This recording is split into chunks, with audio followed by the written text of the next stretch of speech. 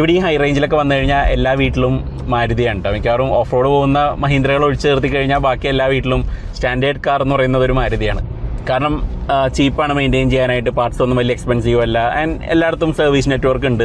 കഴിഞ്ഞ ദിവസം ഞാനൊരു കണക്കെടുത്തിട്ടുണ്ടായിരുന്നു, മാരുതി കേരളത്തിൽ മാത്രം 300 സർവീസ് സെൻറ്റേഴ്സ് ഉണ്ട്.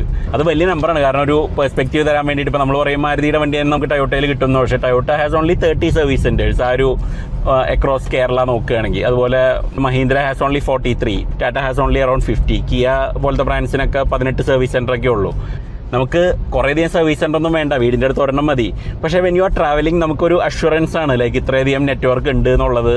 എന്തെങ്കിലും ഒരു പ്രശ്നം പറ്റി കഴിഞ്ഞാൽ നിയറസ്റ്റ് സർവീസ് സെൻറ്റർ ഇത്ര അടുത്താണ്, അപ്പോൾ അതുകൊണ്ട് റോഡ് സൈഡ് അസിസ്റ്റൻസ് ഒക്കെ അത്രയും ക്വിക്ക് ആയിരിക്കും എന്നുള്ളത്. എനിക്ക് സർവീസ് സെൻറ്ററിൻ്റെ നമ്പറിനേക്കാൾ ഇമ്പോർട്ടൻറ്റ് അവരുടെ ഇൻവെൻട്രിയാണ്. കാരണം ഇത്രയധികം നെറ്റ്വർക്ക് ഉള്ളതുകൊണ്ട് എന്തെങ്കിലും ഒരു പാർട്ട് നമുക്ക് വേണമെന്നുണ്ടെങ്കിൽ അത് ഏതെങ്കിലും ഒരു ഡീലറുടെ അടുത്ത് ഉണ്ടാവും. ഇപ്പോൾ എൻ്റെ പഴയ ബലേനു ഞാൻ കുറേ നാളായിട്ട് കീപ്പ് ചെയ്യുന്ന ഒരു വണ്ടിയാണ്. അതിന് ഇന്നേ ഒരു പാർട്സ് ഷോർട്ടേജ് ഉണ്ടായിട്ടില്ല. കാരണം എല്ലാ ഡീലർമാരും ഇത്രയധികം ഉണ്ടായിരുന്നതുകൊണ്ട് ആരുടെയെങ്കിലുമൊക്കെ അടുത്ത് എന്തെങ്കിലുമൊക്കെ ഒരു പാർട്ട് ഉണ്ടാവും. ആൻഡ് ഓൾസോ പാർട്സിൻ്റെ സപ്ലൈ മാരുതി ഒരിക്കലും നിർത്തുന്നില്ല എന്നുള്ളതാണ് വേറൊരു ഗുണം.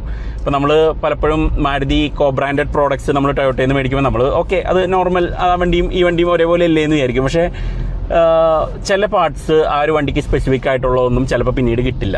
ഇപ്പോൾ നമുക്ക് അർബൻ ക്രൂസർ ഫോർ എക്സാമ്പിൾ, ഇപ്പോൾ ആ ബ്രസേഡ് ഇക്വലൻ വണ്ടി മുന്നേ ഉണ്ടായിരുന്നത് അതവർ സ്റ്റോപ്പ് ചെയ്തതിന് ശേഷം അതിൻ്റെ പല പാർട്സും ഇപ്പോൾ അവൈലബിൾ അല്ലാണ്ടായിട്ടുണ്ട്. അതായത് ആ വണ്ടിക്ക് സ്പെസിഫിക് ആയിട്ട് പണ്ട് മാരുതിയാണ് ആ പാർട്സ് ഉണ്ടാക്കിയിരുന്നത്, ടൊയോട്ട ആവശ്യത്തിൽ കൂടുതലൊന്നും ഓർഡർ ചെയ്തിട്ടില്ല. അപ്പോൾ അതുകൊണ്ട് അവരുടെ സ്റ്റോക്സ് തീർന്നതോടുകൂടി അവർ ആ വണ്ടിക്കുള്ള പാർട്സ് സപ്പോർട്ട് കുറേയൊക്കെ മിസ്സിംഗ് ആണ്. വണ്ടിയുടെ സ്പെസിഫിക് ആയിട്ടുള്ള ചില പാർട്സ് ഒന്നും ഇപ്പോൾ അവൈലബിൾ അല്ലാണ്ടായിട്ടുണ്ട്.